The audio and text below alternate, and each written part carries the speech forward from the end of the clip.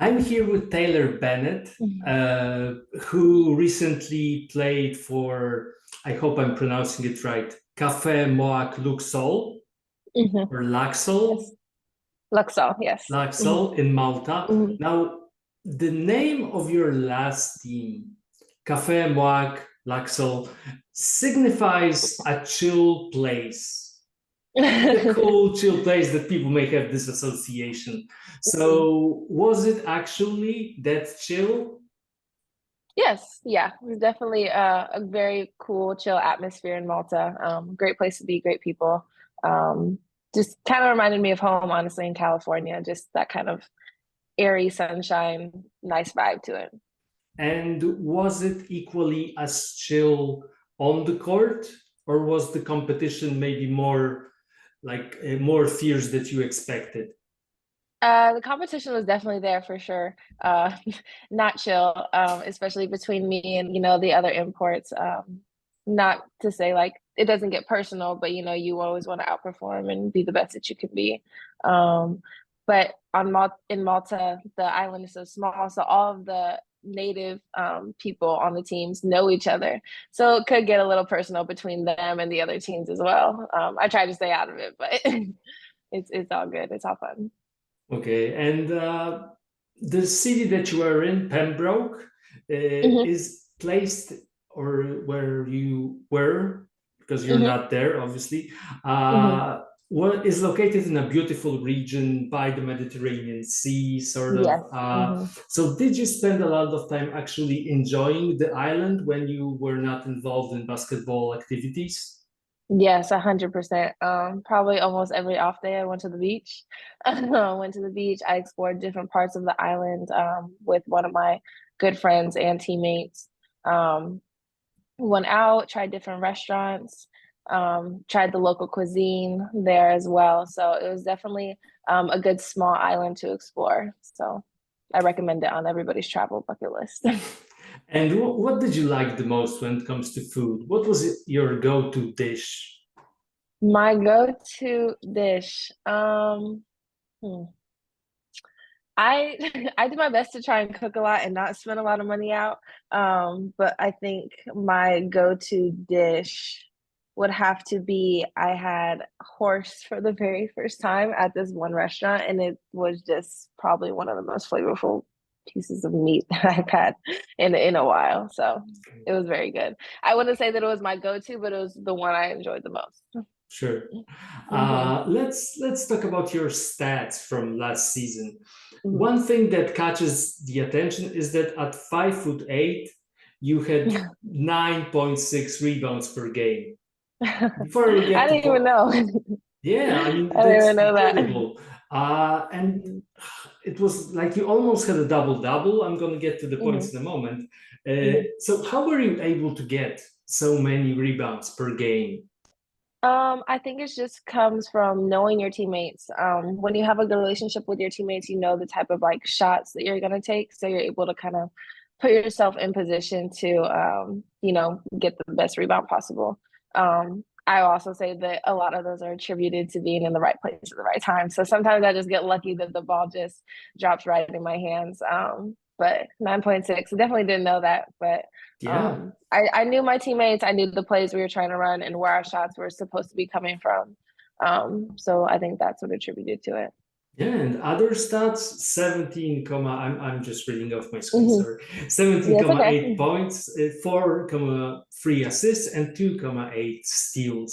So Hmm. incredible stats. You were, I think you Thank were in you. the first five of the season. Yes. Remember that? Hmm.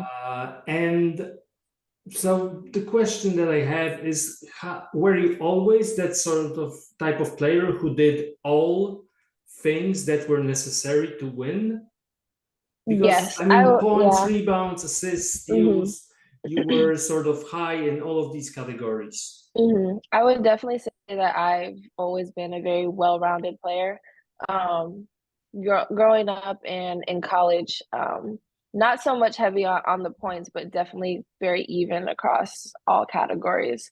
And then when going into playing overseas, you know, as foreigners, we become kind of that go-to person. So I kind of had to, you know, step up in the points category a little bit and take on that role more so. But definitely have always been someone who tries to impact the stat sheet all across the board. Because at the end of the day, if you just do one thing well, like number one, you're easy to guard, and number two, you're not benefiting your team as much as possible as you can. So, yeah. So did you feel a lot of pressure coming into the team as a foreigner, as you've said? Yeah, a little bit. Um, I've been that well-rounded player in the past. So it's not in my like innate nature to be like all eyes on me, like give me the ball, I'm gonna score 20 points, da, da, da. So it's definitely kind of like a mindset shift that I had to go into, which is fine. And you know, my teammates instilled in me a lot of confidence. You know, they always told me that I had the green light to shoot the ball. They encouraged me to take any open shots that I had possible. My coaches too. So that helped a lot, but it was definitely a mindset change, just coming into the professional atmosphere from the start. And speaking of just basketball in general, since we moved on from the lifestyle stuff, so how did you get started playing? Let's go all the way back to Fountain Valley, California. Yes, so I started playing on about 6 or 7, so very early. My parents played basketball in college. That's actually where they met. So grew up in a basketball heavy family. They introduced me to all sports, but ultimately basketball stuck. My sister plays basketball. She's starting college this fall. But it's just never been a part of my life, and ultimately like I came down to like 2 different sports and I had to make a decision, and I stuck with basketball. So very grateful for the places that it's taken me, the education that it paid for, and the opportunities that basketball has brought into my life. So yeah. And what was the other sport, if I may ask? I did ballet. So I did ballet. I Wow. was a dancer. Yeah. Okay. And was it helpful in playing basketball, like the finesse that comes with I would ballet, the say balance? yes, the balance for sure. Ballet helped me a lot with my balance. I've always been a very sturdy person, very hard to move, but ballet helped me balancing, you know, just on one foot in general when it comes to pivots, moving more kind of, as you said, like finesse and elegantly across the floor and everything like that. So, And how long did you do ballet? I did it till I was 11. Okay, so you started at 7 and then yeah. Okay, Yes. so that's nice. Mm-hmm. And in one of your college bios, you mentioned that your mom is your hero, right? The person that Yes. you look up to is your mom. Mm-hmm. Mm-hmm. So how influential was she in your career, apart from the fact that she also played basketball? I would say very, you know, your parents always want, I group them together. Yes, my mom is my hero, but your parents always want the best for you, and they always do try and, you know, guide you in the right direction. But ultimately it's gonna be your choice and your decisions that you have to make. So I'm very, you know, grateful for my parents giving me that freedom to make my decisions when it came to, you know, choosing basketball or choosing the college I wanted to go to, choosing the school I wanted to pursue my master's in. It was never like um, it was never an issue if I wanted to, you know, stop playing or keep playing or make a different choice. They just wanted me to see all avenues, all routes, the pros and cons of each decision I was about to make. So they just always wanted me to have an educated decision. So just instilling with me within that freedom, they believed a lot in me. They're still like, you know, my biggest fans and tell me almost every day that they're proud of me and what I've accomplished and stuff like that. So just very grateful for them and Yeah, all that's they've really done. important to have that like support system. Yeah. Yes, support And system is very important. yeah, and Mm-hmm. then you go to St. Anthony High School in Long Beach, Mm-hmm. right? Mm-hmm. And you made the All-State team Yes. 2014, 2015 season. What was special about that season? Do you Um, remember? Or I was do about to they are they say like, you know? there's they kind of melt together. I will say that All State for 2014. I wasn't on varsity yet, so because we did have a large group, or was I? See, I don't even remember. Sure. But it was just a few of my friends that I had grown up playing basketball with. They had transferred into St. Anthony's. Um, from other schools. So those couple years were just a lot of memory buildings. One of my best friends that I still have to this day came in during that 2015 season. So just it was a great group of girls. It was a well coached team. My dad was even able to be my assistant coach on that team. So we just kind of knew our roles, knew what had to be done, and executed them very well. Again, like I could tell you that I was a leader on this team, but when I look back at it, I just see like the team as a whole. I don't see, you know, me Yeah, me in charge per se. that's cool. Yeah. Hmm. And I mean, obviously, you don't play alone, so it's always nice to see it Hmm. as like a team effort. And your Yes. dad, as your coach, was Hmm. he especially hard on you because of the fact that you were his daughter, or was he more lenient, or was he able to like find the balance? He was very good at finding the balance. Okay. He always told me, when you step on the court, like this is he put his basketball hat on, and when we step off the court he gets to put his dad hat back on. So whatever he said to me on the court, I knew it was from coming from my coach. If I had questions about it afterwards, we could just talk about it, or a play or practice or anything that came to mind. There was never any type of, oh my gosh, he's being so hard on me today, why is my dad doing that? No, we definitely knew how to keep things separate and professional when it comes to like basketball and him being my actual dad. So were there like moments when like he shouted on you when he was your assistant coach, and then you guys go together home and you stop like to, I don't know, a fast food restaurant, or he buys you ice cream just to make it up to you? No, Okay. no, it was never like that. Even if he did like yell at me for something, I knew that you Okay. always listen to what they're saying, not how they're saying it. So if like in the moment of him yelling, I would do it. If I had a question on it later, I'd just ask him, be like, "Oh, you told me to do this in practice today. Like, can I just ask why, or what was the reasoning behind it, or something like that?" So, Okay, you graduate from high school and then we mhm. go to Rice University. Yes. Why did you decide to move to Houston? I knew I wanted to leave California. I knew I love my family, but I wanted to get farther away, just to be in my kind of own space, for college. Ultimately, my decision to go to Rice was, for basketball and for their architecture and kind of art history program. So I knew straight out of high school what I wanted to do career wise. I wanted to go into interior architecture and design. So their program is, I think, last time I checked, like top 15 in the country.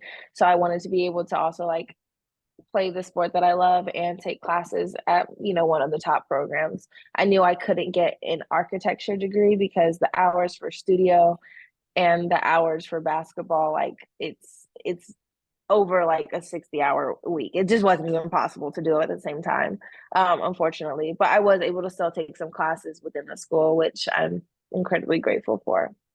And okay, so if we're talking about architecture, I wanted to speak about it later, but we can talk about it now. Mhm. What was it, or what is it about architecture? Because I'm guessing you're still interested in it, Yes. or not? Hmm. Okay, so what is it Yeah. about like interior design and architecture that Hmm. works for you, that got you interested? Maybe how did you get Hmm. interested, and what keeps up that interest? Hmm. So I first got interested in interior design at a job fair in high school. We had someone come in, speak a little bit, and then I just got to researching about, what all entails into going into interior design, like what it's a part of, what it kind of encapsulates and touches on just within like everyday life. And the thing that I found most like I wouldn't say fascinating, but most intriguing about interior design and architecture is that it's everywhere. It's literally like where you're sitting right now, where I'm sitting right now, like things, whether it's our mind or somebody else's mind, like it's been created with the intention and functionality to like work a certain way and make us feel a certain way. So I wanted to be a part of like making people feel happy, comfortable, excited, or, you know, calm. I wanted to be a part of like immersing somebody in that type of environment where they can enjoy it. Um, that's where that's why I fall in love with interior architecture design, because I just think it's such a beautiful and creative outlet. I'm very creative and I'm very organized, and I think interior design has that creativity. And then when you get into like the planning part of it, where it's like drafting and room plans and house plans, it gets very technical, and that's also where I thrive as well. One of my favorite things to say is like you spend the majority of your time indoors, so why not make it a beautiful place to be? That's kind of like what I choose to live by. Like I try and keep the apartment as neat as I can, but as soon as I get a house, it's gonna be exactly how I want it to be. So yeah, interior design has a strong, strong place in my heart for sure. Yeah. May I ask what that interior design is going to be once you get the house, or you don't want to jinx it? And I don't, I don't want I wouldn't say jinx is the word.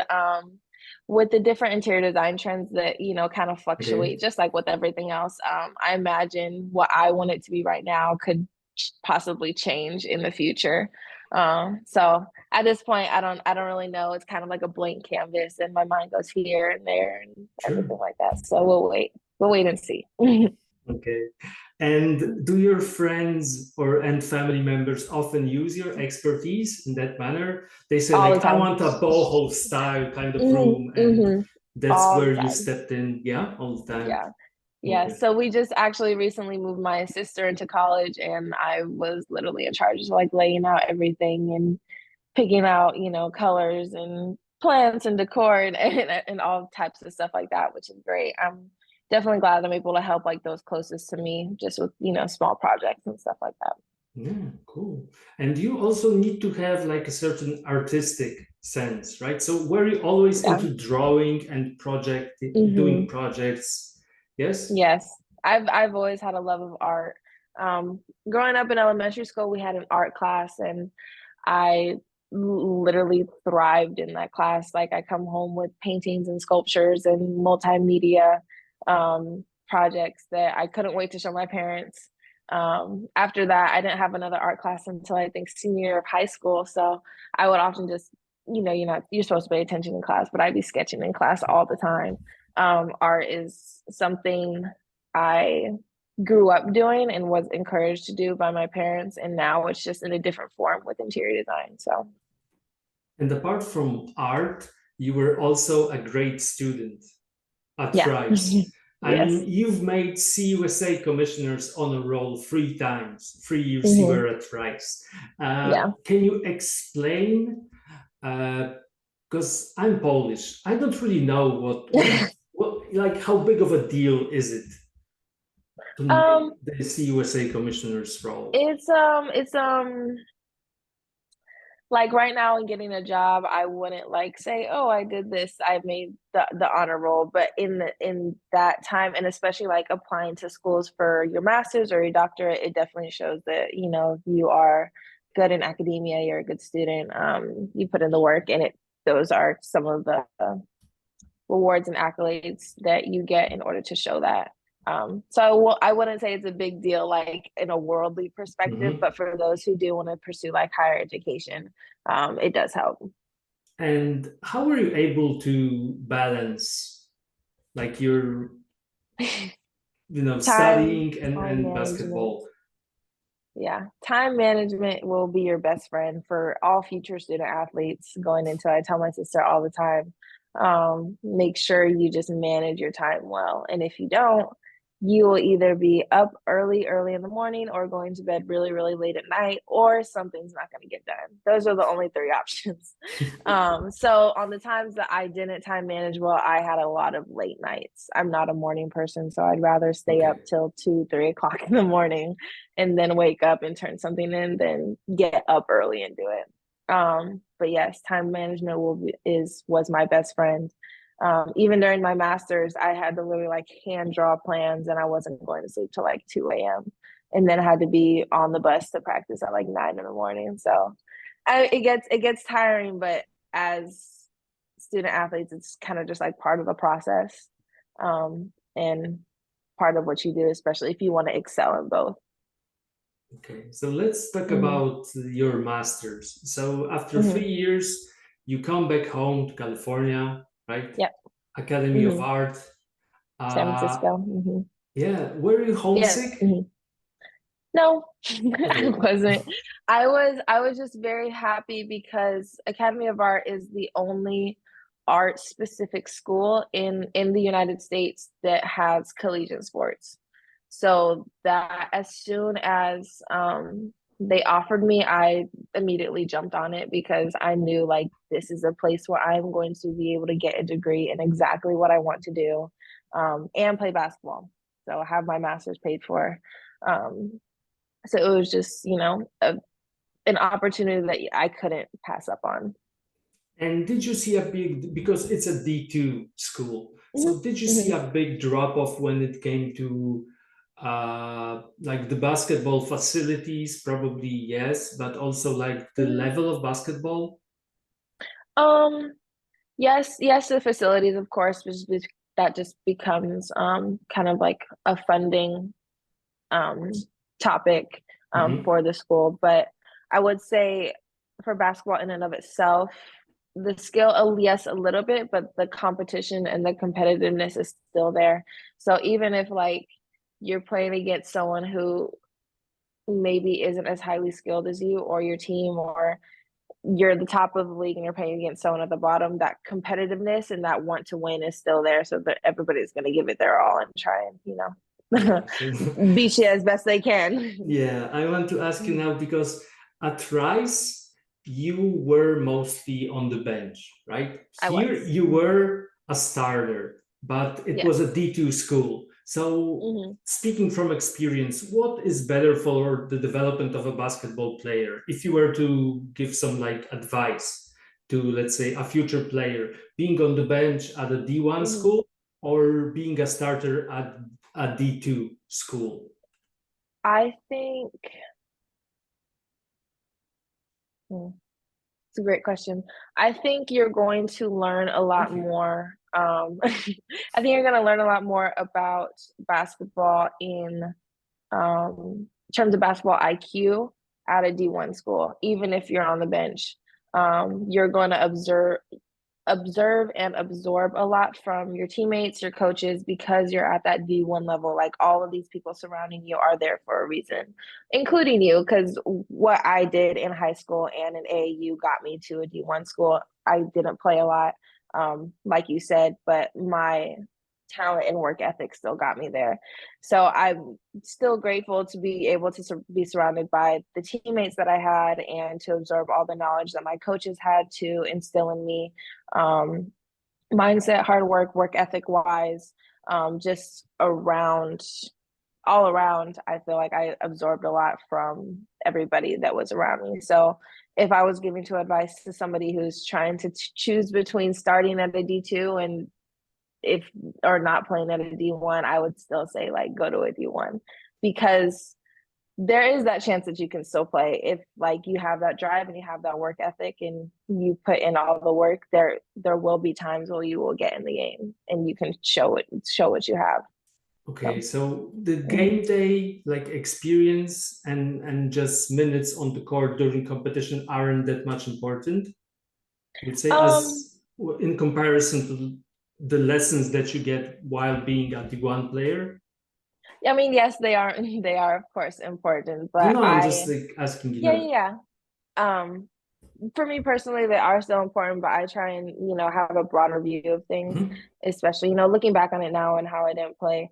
all of the knowledge and lessons that I learned coming from that and the mindset that I had to have during that time period has benefited me in different situations in like life today and playing overseas and, you know, playing 40 minutes, 38 minutes a game after leaving Rice.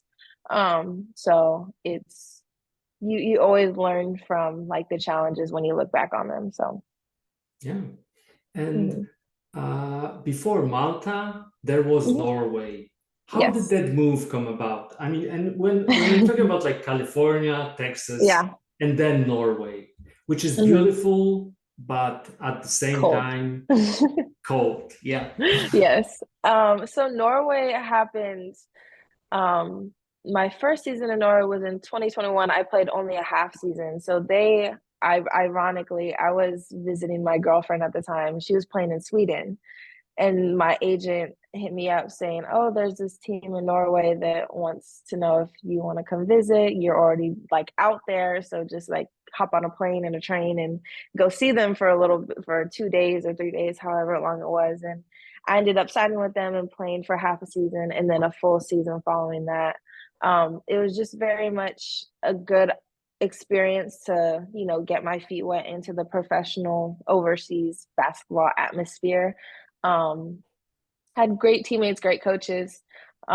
Everybody in Norway is super, super nice. Like, had no complaints about the type of people and that surrounded me. The only thing that I wish I could change is the weather. But I mean, I knew where I was going, so now I can say that I've lived in a place where it was absolutely freezing to me.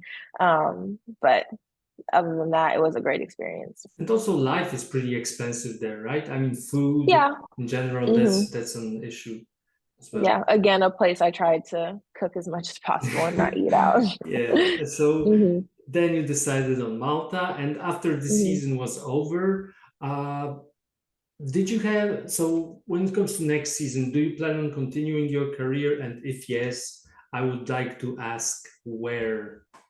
Is there something on the Um, horizon? no, at this moment, no, there's nothing on the horizon.